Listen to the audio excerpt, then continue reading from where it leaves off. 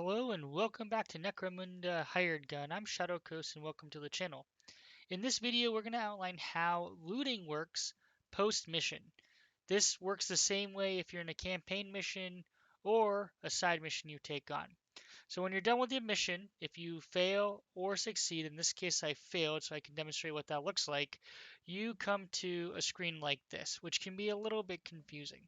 So effectively, how this works is any loot that you do not take will be sold for credits you can then spend on upgrades and other things. So right now, I have not decided to take any of the loot. So if I were to give it all up, it would be sold for 5,233, which isn't too bad. But there's some items here that you can see that I'm going to want. So we're going to break those out down, and the concept is fairly simple. So for charms, if I click on the charm, I can decide to take it. And if I want to take it, I need to assign it into its respective spot. So I have 5 areas to put charms down here, which is a lot. And that is because you can equip a charm to a weapon. So they give you a lot of slots to decide from. So effectively, I click it, and then I come down here and assign it to an open slot. Now let's say there is, hold on, coming over here. Do we not have any items? We don't have any items. Now, I have 4 items already here. So let's say I want to replace it. We'll do it with the charms, for example. Let's say I want to make space for my lucky charm. Let's imagine this is an item and I don't have space. I can replace it with a current item in my inventory. So if I click here, I'm going to click here to reassign it. So for weapons, items, or suits, we have limited inventory that we can keep on hand at any given time. Now, similar Archaeotech are modifiers to our guns. So you can see here, this one increases the damage, which is nice. Some of these, if we, and unfortunately we can't see them here, so we're gonna just do this so we can see it. This adds a modifier of type of damage, so in this case it applies flame damage, so we don't necessarily need this other one.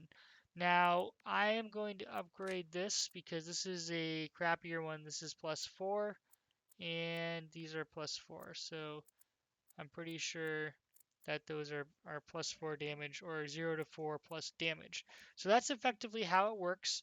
You come through your loot, you sort through, and you can assign it to different spots. Now, in the event, like these basic weapons, this shotgun, I still have space, so I can add it if I want it.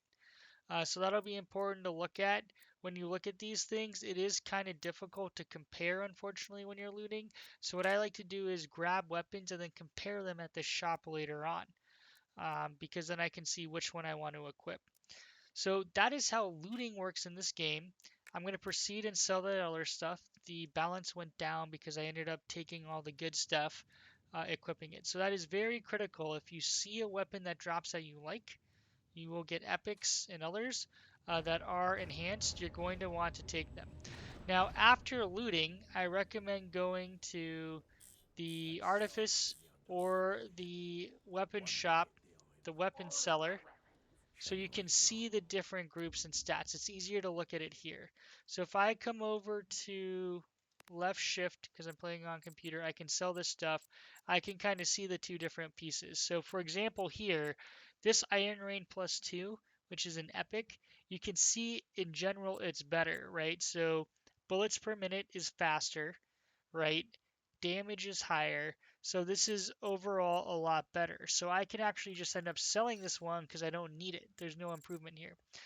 Down here, when you have different weapons, you're going to want to compare them. So this one does 69 damage, 69 damage. They're actually exactly equivalent, so I don't need that one. I can just sell it. So you can come to the weapon seller and sell later on. You know, here I can see that this one is way better. This is a legendary because it's yellow. I should be equipping this, which I haven't yet. It gives us loot bonus plus HP and much better armor. as well as resistant to 3 different types of things versus 1. So moving forward, I'm going to be equipping the light suit +3. So that +1, +2, that's indicating that the gear or item tends to be better. And then we have our color coding, which is important to note.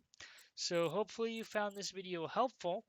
I will close it out with one quick item here, and that is charms, because charms in Archaeotech can be a little confusing. If you run over here to the artificer, never know how to say that word, you can upgrade your weapons. So when it comes to any weapon, there are different things you can do. So let's take this one, Lucky Charms.